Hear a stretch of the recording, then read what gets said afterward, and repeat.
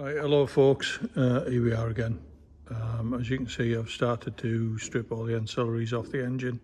I've given it a couple of coats of degreasant and give it an agitation, but haven't got any small stiff like wheel brushes that I can really get into the corners with. So just give it a brush off of all the loose debris and then give it a good spray and try to clean some of it up. Which is, you know, it's making a start on it anyway.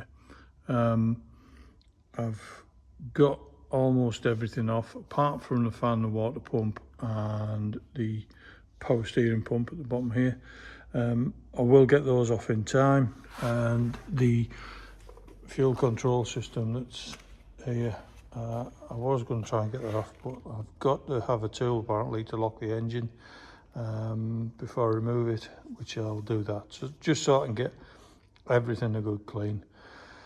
So that'll be the next video, trying to get that sorted out, get it locked off, and just clean all the crap off it. I've still got to get the sump off. I've still got to try and figure a way out of getting it onto the engine trolley so that I can rotate it and make life a bit easier for myself, but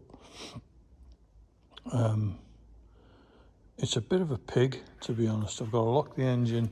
If the car, well, I don't know how I would have got it, but I've got to get the flywheel off to get the flywheel stroke clutch housing here off.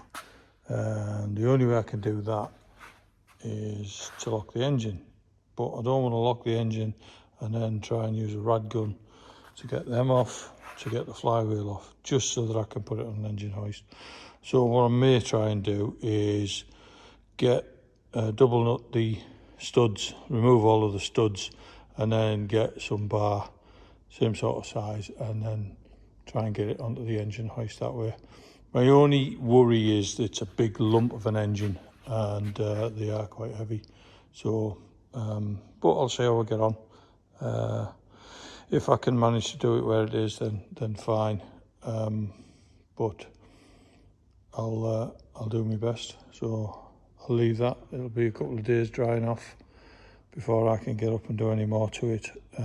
But rest assured, I'll get as much done as I can, get it painted, and then start changing the leaking gaskets, basically the rocker cover and the sump, timing chains, and all the rest of the bits and bobs I've got. But anyway, please give us a like and a thumbs up. I'll see you on the next one. Cheers.